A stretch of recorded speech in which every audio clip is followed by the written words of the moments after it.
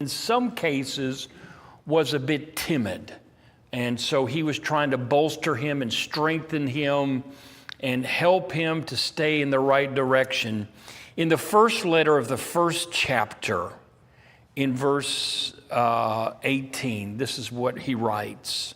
This charge I commit to you, son Timothy, according to the prophecies previously made concerning you, that by them you may wage the good warfare. In other words, you remember what's been said about you, Timothy, and you need to live up to that and wage that good warfare.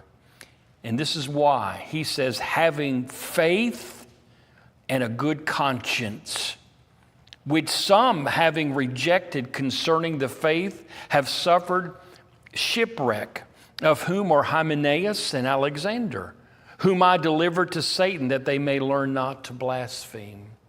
He's giving a warning to Timothy. He says, Timothy, I want you to have a good faith and a good conscience.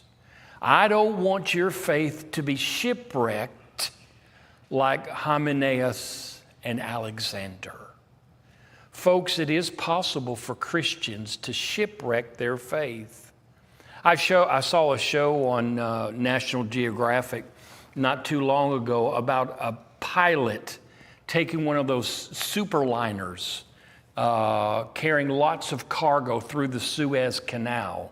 And there's a channel there that they have to stay in, and there are obviously limits to the speed and other considerations. Well, this pilot was not paying attention, and he started wavering, and he overcompensated, and he ended up shipwrecking and running his ship aground. And it caused a backup of other ships in the Suez Canal for a massive amount of days, damaged his ship. The company that he worked was fined millions and millions of dollars because they weren't paying attention. A shipwreck. I have seen in my more than 35 years of preaching some Christians have a shipwreck to their faith.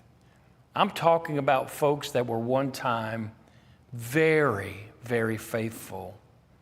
I've even known of a couple of elders, deacons, and preachers to shipwreck their faith.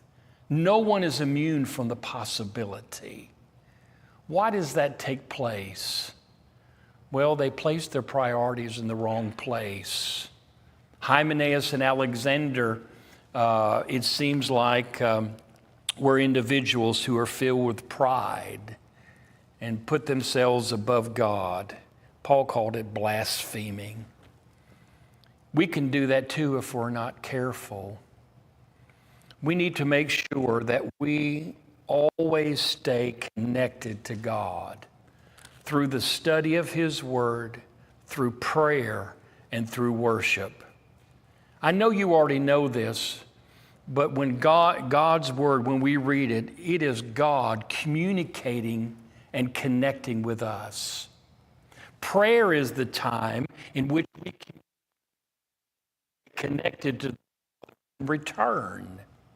And then worship is also a maintaining of that connection and praising God, but also a connection to all the people that can help us to stay straight in our faith, to go down the right channel in life and not shipwreck our faith. I have found out in all my years of preaching that those who have shipwrecked their faith, those three things usually fall apart. They stop studying, they stop praying, and they stop worshiping. When that happens, you're not connected to God the way you should be.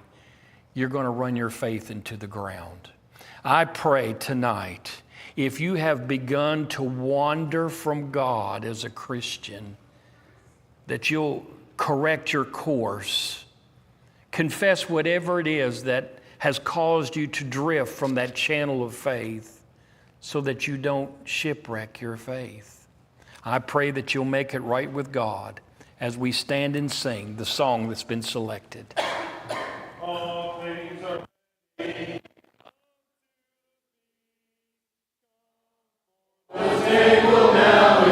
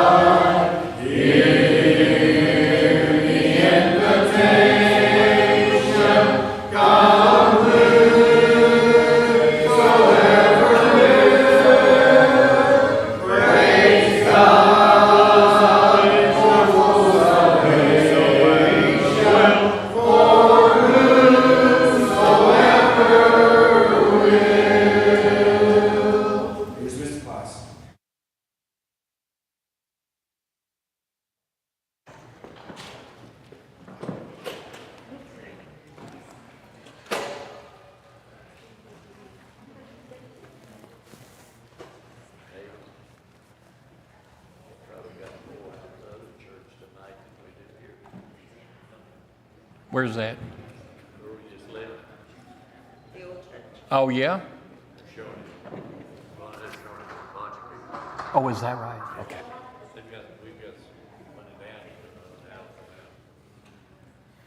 Very good.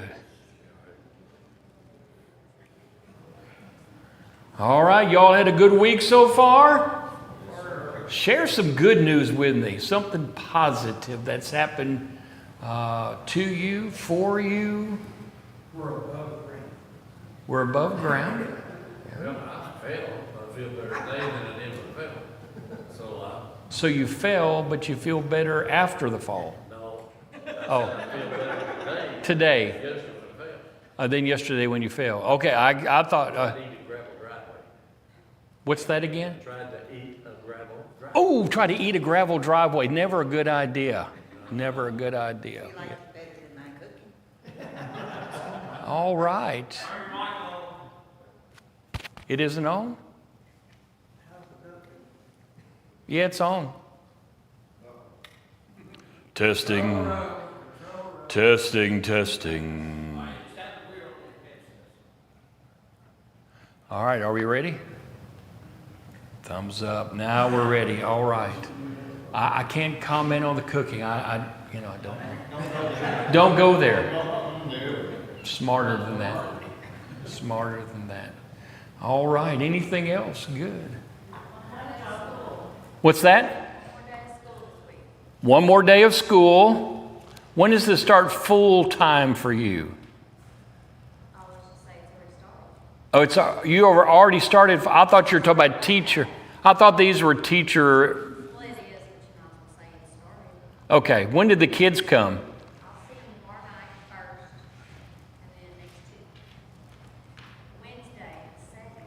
Wednesday the 2nd.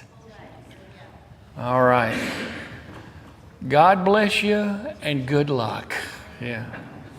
Whew. I hope you don't have any children that were like me. What grade?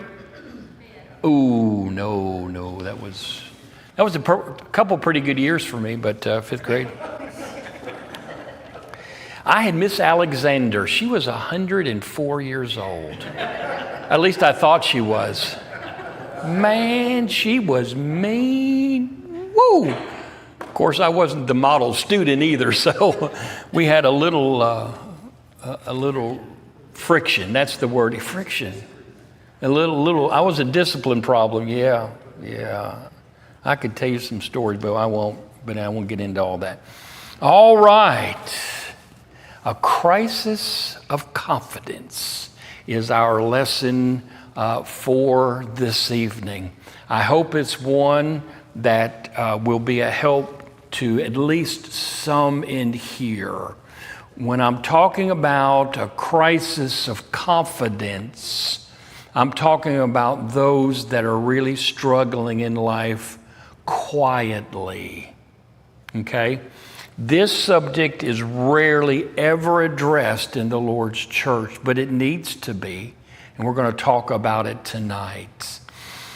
The term crisis of confidence, I mean by that the severe or dramatic loss of confidence in one's self-worth that in turn undermine one's ability to function in life as we should. Some self-worth. If you've ever dealt with those, you know the struggle that's involved with it. I will be open and honest with you. I have dealt with this issue from time to time in life. The feelings of worthlessness, a lack of confidence, and I think many people do, although they hide it very, very well. They've learned to cover their feelings. How are you doing? Oh, I'm doing great. How about you? With a big smile on their face, and yet they walk around with a huge burden, but they do it to protect themselves. And that's why they project an image of confidence, happiness, and joy. And so we're going to unmask some of these things today. I'm going to talk about three things in this lesson, three principles that might help if you are struggling with feelings or struggling with self-worth. I'm going to talk about the circumstances that can bring about the crisis. We're going to talk about the damage that it can do to a person's life. And then we're going to talk about how to overcome it. That's the good news. We're going to save that for the end. Let's talk about the circumstances involved in this.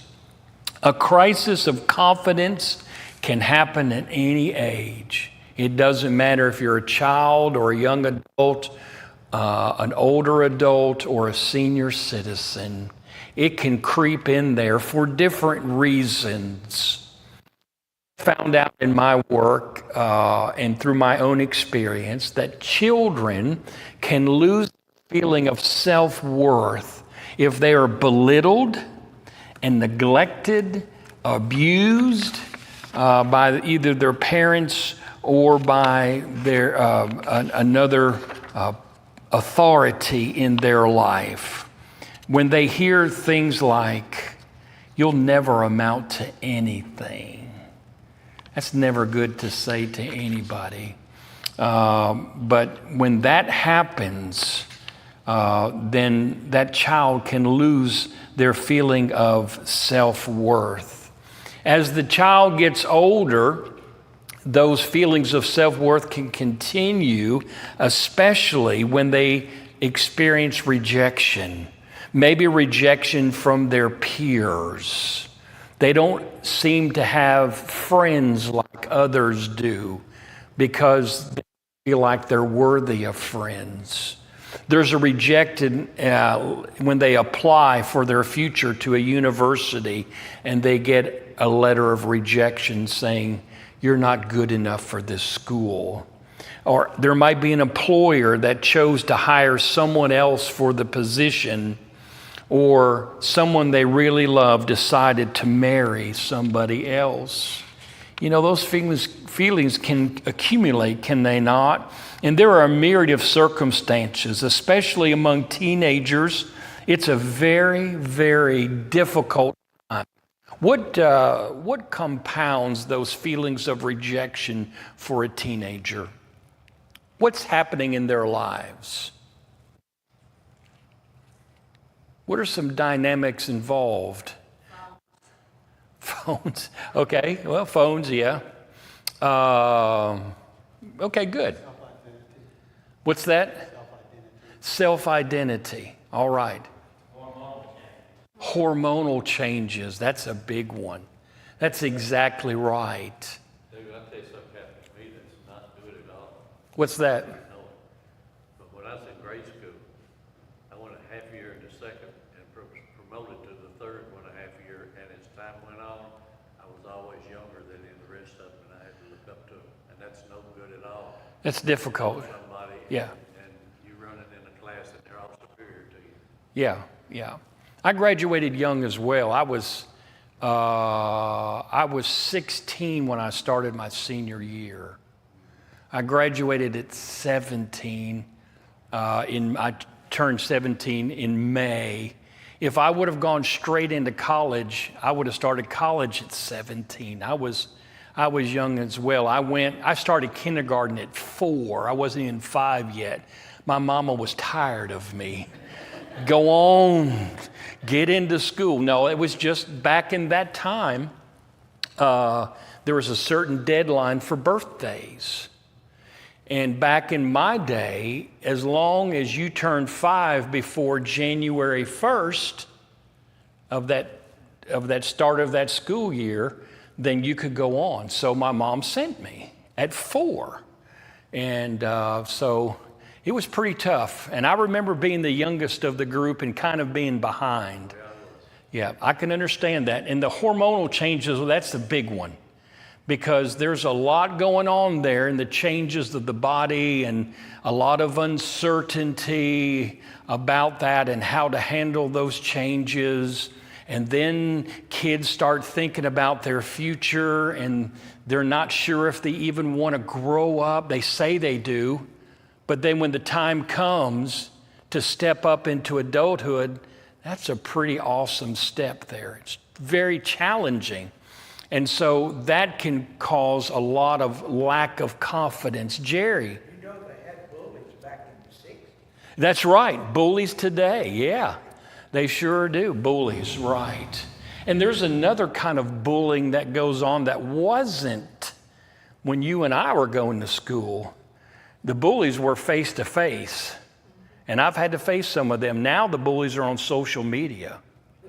And they gang on kids on social media and literally terrorize some kids on social media and tell them what failures they are, what losers they are, that nobody likes them.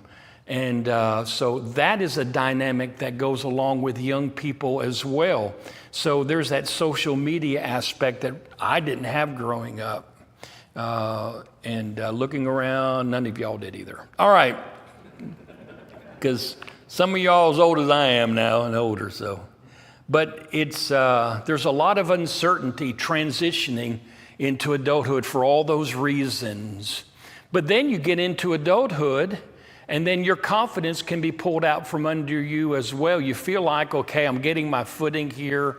I feel like I'm maturing, I'm growing, and things are changing. But then things can happen as well. It may be that you are fired from a job or experience a business failure. You might have to file for bankruptcy. You're told by a spouse that the marriage is over. You've had a hard time making friends. You have children that choose to live in hurtful and harmful rebellion. All of these things can undermine somebody's confidence and somebody's self-worth. You know, I expected my kids to do differently, and so-and-so's kids are doing so much better than mine. I'm just a terrible parent, and the burden is increased on that. So there are a lot of circumstances. And even beyond that, whether for kids or young adults or adults, there's also the problem of the devil. I believe the devil works overtime in these circumstances to tell us in whatever way possible that we are unworthy of God's love. We're insignificant, we're disgraceful, and we're not worthy of God's acceptance because of our sin. And so you got a multitude of circumstances going on here that's undermining confidence. And yet, as I said in the beginning, we walk around. How are you doing? I'm doing great. Life is good. Yeah. How are you doing? And they hide it, they mask it, and they march on burdened down. We need to know that and understand that there are walking wounded among us. And that being a part of the walking wounded can cause, secondly, damage. There's a lot of damage that can take place, and it's a progression that's involved in there. When feelings of inferiority and failure and insignificance are made a mainstay, there's a cycle of insecurity and frustration that develops. Why can't I do better? Why can't I be better? Why is it that I'm struggling in life? Life is so frustrating. If you've ever said those things, it's because you're having a crisis in confidence. After the insecurity and frustration sets in, doubts concerning one's own self-worth begin to be contemplated, and confidence flees. There are a lot of triggers that take place. Questions like, really a good person? Am I really qualified for that job I just applied for? Why would any person want to marry me? Or if you are married, what does my spouse see in me? Next, am I really the kind of parent that my child needs? Why would anyone want to be my friend? Why would God want me to be his child? Is there any hope for a bright future for me? And you're saying, Dave, where do you get these ideas? I get them from all the people that I've talked to over the years and counseled with. They've asked all of these questions and dozens more. They're carrying burdens. And I've even asked some of these questions myself in that. But through my experience in my counseling, I've had individuals ask me all of these questions. Now, so the frustration sets in because of a lack of confidence. And then it deepens to start questioning our very self-worth. And then if these gnawing doubts are not addressed, they can lead to an emotional paralysis in which one develops the inability to live in the manner that God designed us to live. As a result, feelings of worthlessness and depression set in, relationships suffer. That includes our relationship with God, and happiness and joy become what is thought to be an impossible dream. Boy, this is the feel-good lesson of the year, isn't it? Wow. Have I sufficiently depressed you? We're talking about matters of reality, though. This is what some people carry every day in their lives. They carry these feelings and these burdens, and they are so wanting more for their lives. And so we're going to talk about how to do that. This is the third part of the lesson, overcoming. How we can restore confidence and self-worth in our lives. There is hope, and there's help, and there is healing. But before we get to the actual way to help, I will tell you the things that don't help to restore confidence. Okay? The first one is money. The thought that the right amount of money can eliminate problems of the heart and mind is false. If I just had money, I would feel good about myself. You might for a little bit, but if you have an empty feeling in your life on the inside, money will not fill that emptiness. 1 Timothy 6, 9, and 10. Let's look at that together. The warnings of money. But those who desire to be rich fall into temptation and a snare and into many foolish and harmful lusts, which draw men into destruction and perdition. It makes matters worse sometimes, not better. For the love of money is the root of all kinds of evil, for which some have strayed from the faith in their greediness and pierced themselves through with many sorrows. So money can eventually even problems that we're feeling. The second thing that will not give us confidence and make us feel better are possessions. Some people say if I just own the right things, then, or enough of things, then I would feel better about myself. There are a lot of people who have shopped themselves into near bankruptcy thinking that that would help them to feel better about themselves. It doesn't work.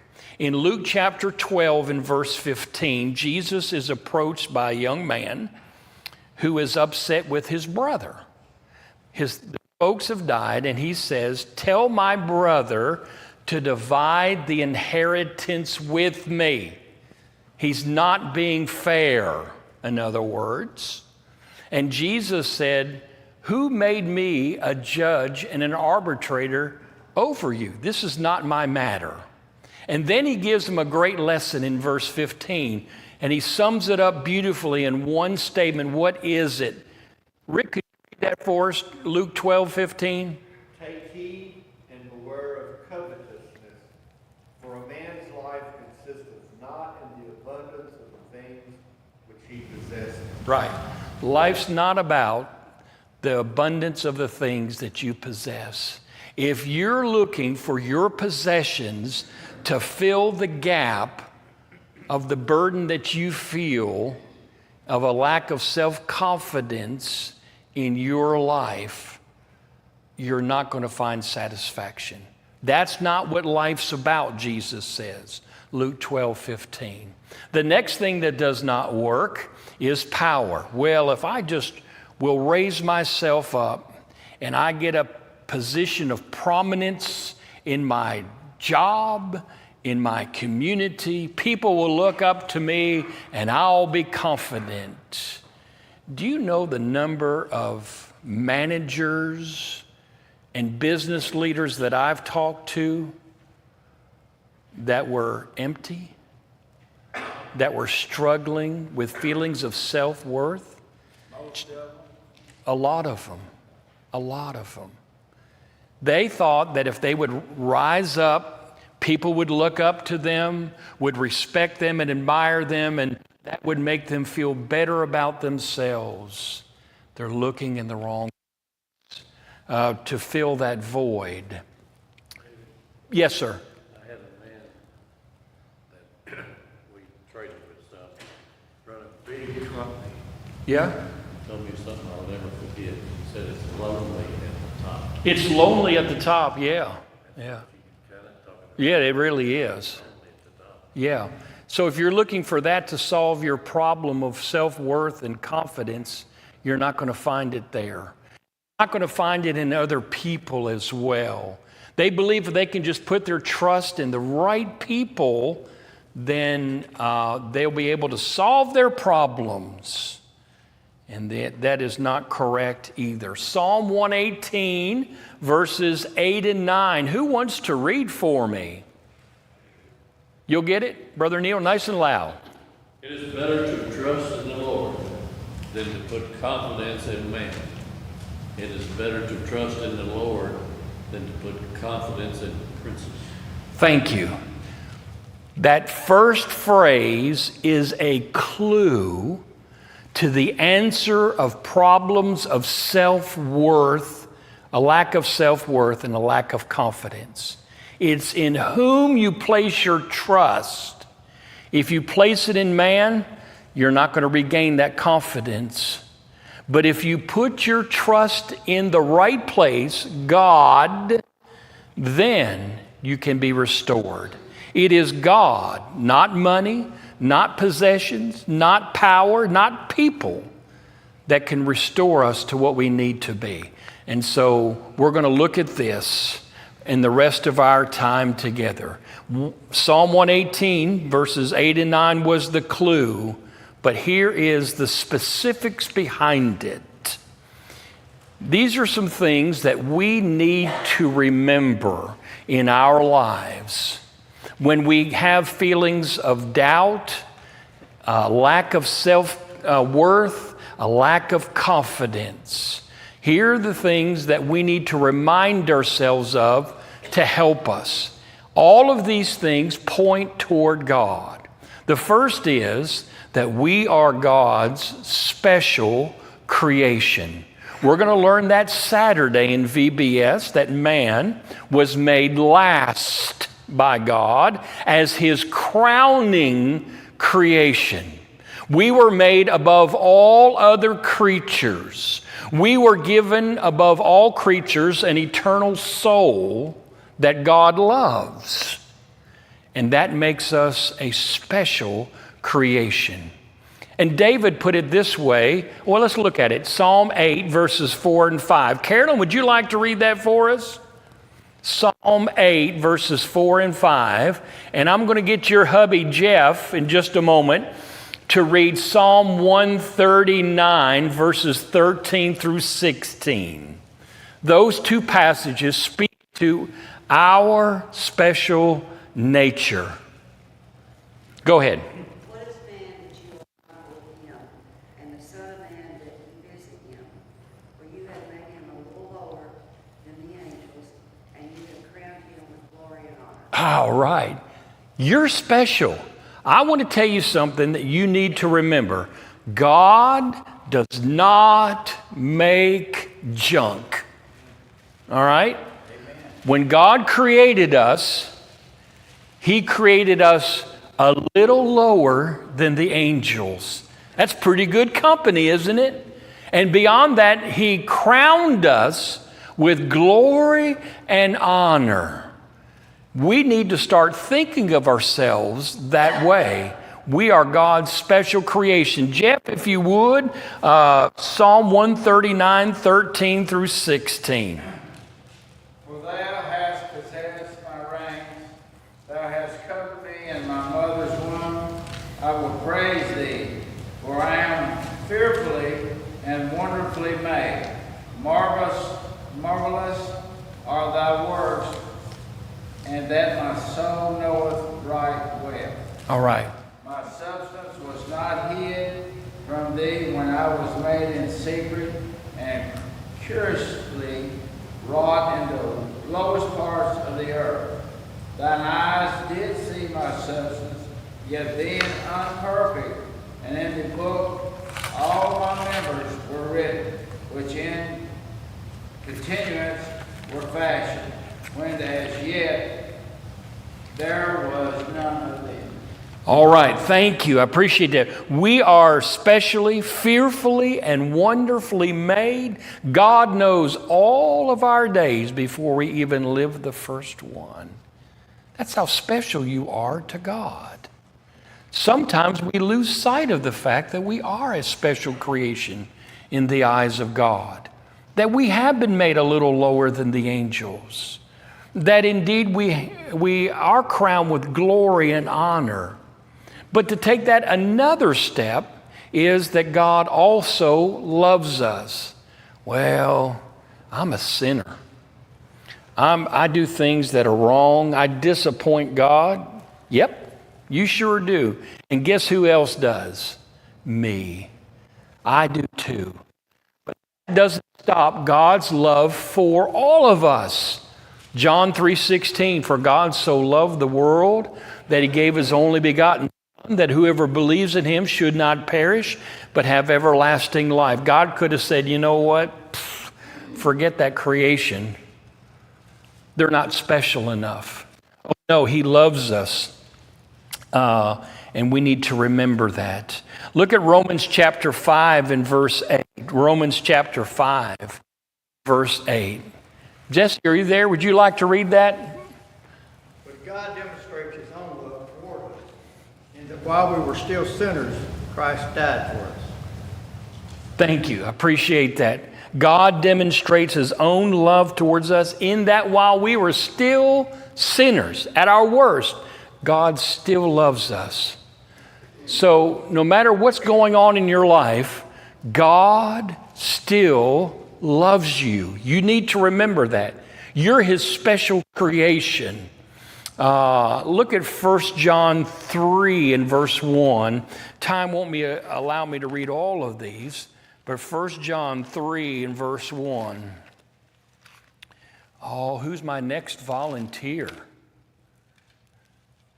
Who wants to read next? Don't be bashful. 1 John 3 verse 1. You got it? Go ahead. Behold, what manner of love the Father has bestowed on us, that we should be called children of God. Therefore, the world does not know us, because it does not know him. What's the key there? We are what? Children of God. That's special. You're special. I'm special. We need to remember that. We need to know that no matter the circumstances of life, we can know that we are God's special creation and that he loves us beyond measure. The third thing is, he allowed his son to pay a tremendous price for our salvation. 1 Peter 1, verses 18 and 19. This is how much he loves us and the price that was paid. 1 Peter 1, 18 and 19. How about it, Helen? Would you like to read that? Redeemed with perishable things like silver and gold from your futile way of life, inherited from your forefathers, but with the precious blood as a lamb on which is spotless and without price. Thank you very much. So a tremendous price was paid for you. That makes you special. God gave his son that you might have life. We can overcome. Also, we need to understand that we can have confidence and self-worth if we remember that God continues to bless our lives. God's always there. Psalm 84, verse 11. Psalm 84, verse 11. Let's look at it together. How about it, Bobby? You want to read that one for us? For the Lord God is the sun and shield. The Lord will give grace and glory. No good things will be withheld from them that walk uprightly. I like it. All of these things. God is our sun and shield. He's our protection. He gives grace and glory. But I like that very last part. No good thing will he withhold from those who walk uprightly. Isn't that marvelous? God will give you everything you need. We need to remember that. He blesses us immeasurably. Look at Psalm 146 in verse 5. If you're taking notes, you can write down these other passages and remind yourself how much you're blessed by God. Happy is he who has the Lord of Jacob for his help, whose hope is in the Lord, who is God, who made heaven and earth. God has all power, and he gives all help when we need it. What a blessing. There are many others that are listed there, but the last point is we can know that we can have self-worth and confidence because God will never leave us nor forsake us. We'll never be abandoned by God. Hebrews 13, verses 5 and 6. Hebrews 13, verses 5 and 6. It says, let your conduct be without covetousness. Be content with such things as you have. For he himself has said, I will never leave you nor forsake you. So that we may boldly say, the Lord is my helper. I won't fear. What can man do to me?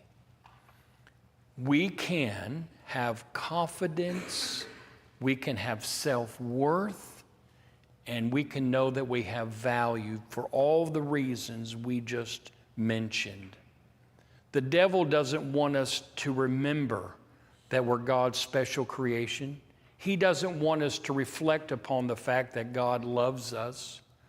He doesn't want us to remember that God paid a special price just for us that we might be saved. The devil doesn't want you to reflect upon the fact that God continually blesses us and that he will never leave us nor forsake us. If you are part of the walking wounded, if you have a crisis of confidence, my heart goes out to you because I've been there. I've experienced the low parts of life like that. I want to let you know, though, God will help you come. Don't look in all these other places for help. Look to God, and he will deliver you out of your struggle. You don't have to live with a crisis of confidence. So the next time somebody says, how are you doing? You can say, man, I'm doing great, and you'll really mean it. You're not hiding something.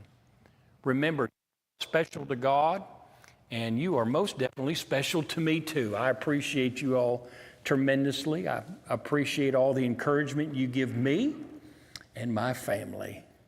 You're special, and I just want you to know that. Any additional comments? Thank you for all your responses tonight. Thank you for your additions to the class. I really appreciate it. We need to walk out of here feeling good. Amen? Amen. Having confidence, self-worth. And remember, this Saturday, 9 o'clock, we've got a chance to make a difference in the lives of several young people in our Vacation Bible School. We want to make it as fun as possible. Let them love God and let them celebrate life so they won't have to worry ever about having a crisis of confidence or a lack of self-worth. They will always know that God loves them. All right, you've been good boys and girls. It's 6:58,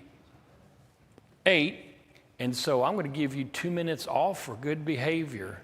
All right, see, the good teacher does that, but you can't, though, see? You give your kids 2 minutes off, it's chaos, isn't it? Yeah.